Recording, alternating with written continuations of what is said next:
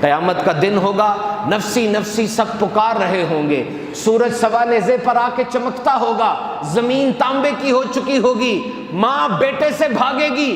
اس وقت کون ہوگا جو آرام میں ہوگا، راحت میں ہوگا، سکون میں اور چین میں ہوگا؟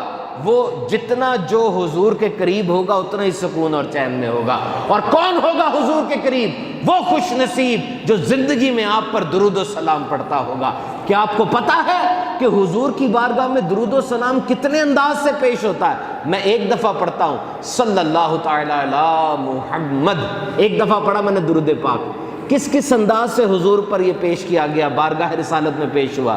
نمبر ایک فرشتہ بارگاہ رسالت میں حضور صلی اللہ علیہ وسلم کے مزار پر اپوائنٹڈ ہے، ہی از فکسڈ۔ اس فرشتے کی ڈیوٹی یہ ہے کہ دنیا میں جو بھی درود پڑھے وہ حضور کی بارگاہ میں پیش کر دیتا ہے۔ فلاں بن فلاں نے آپ پر درود بھیجا ہے، اس کی ڈیوٹی لگی ہوئی ہے۔ اور دوسرا، کچھ فرشتے سیر و سیاحت کر رہے ہیں، they are the patrolling force, patrol کر رہے ہیں، گھوم رہے ہیں، اور جو بھی درود پڑھتا ہے وہ درود لیتے ہیں، حضور کی بارگاہ میں جا کر پیش کر دیتے ہیں۔ ایسا نہیں ہے ڈاکیے کی طرح یا کوریئر کی طرح کہ سارے دن کی ڈاک اکٹھی کی اور شام کو لے گئے، نہیں، اتنی سپیڈ ہے اس فرشتے کی کہ ایک دفعہ درود پڑھو گے لے کر جائے گا، پھر واپس آئے گا، پھر لے کر جائے گا۔ اور یہ سننے کے بعد ذرا سوچو، یہ شان ہے خدمت گاروں کی، سرکار کا عالم کیا ہوگا۔ اور پھر ہر آدمی کے ساتھ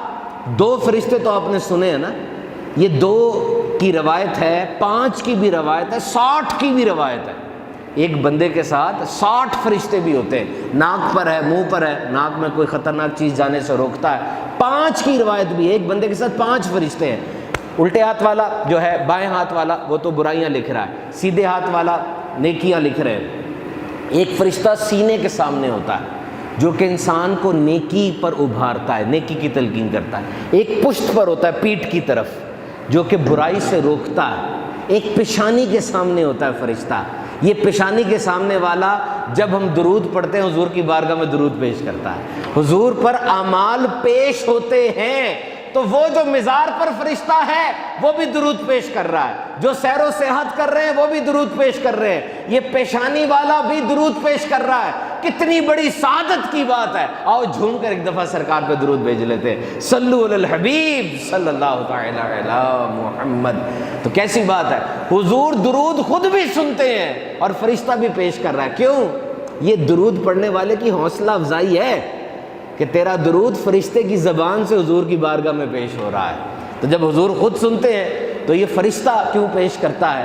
تو یاد رکھو، اللہ بھی تو عالم الغیب والشہادہ ہے، اس کا علم بھی غیر متناہی ہے، کوئی حد نہیں ہے اس کے علم کی، سب جانتا ہے۔ Each and every seed which sprouts, each and every baby who opens his eyes، ہر وہ بیج جو پھوٹتا ہے اللہ کے علم میں ہے، ہر وہ بچہ جو پیدا ہونے کے بعد آنکھ کھولتا ہے اللہ کے علم میں ہے۔ لیکن پھر بھی یہ فرشتے نیکی اور بدی کیوں لکھ رہے ہوتے ہیں جب اللہ کو سب پتہ ہے؟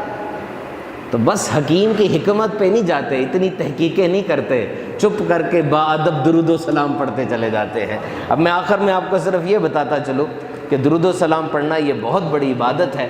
پچھلی دفعہ ہم نے نیت کی تھی سب نے کہ انشاءاللہ ہم ہر روز مغرب کے بعد سورہ ملک کی تلاوت کیا کریں گے۔ تو آئیے آج نیت کر لیتے ہیں کہ دیکھو میرے آقا کی بارگاہ میں درود پیش ہوتا ہے، کتنی بڑی بات ہے نا۔ اگر پتہ چل جائے ابھی کہ ابھی ہمارا خط یا ہماری کوئی جملہ ملک کے وزیر اعظم کو ملی ہے، خوشی تو ہوگی، بڑا آدمی ہے، لیکن یہ بات کہ ہمارا درود خود حضور نے سنا ہے، بتائیے اس سے بڑھ کر خوشی کی کیا بات ہے۔ نیت کریں کم از کم روزانہ 313 مرتبہ درود و سلام کو اپنی عادت بنائیں۔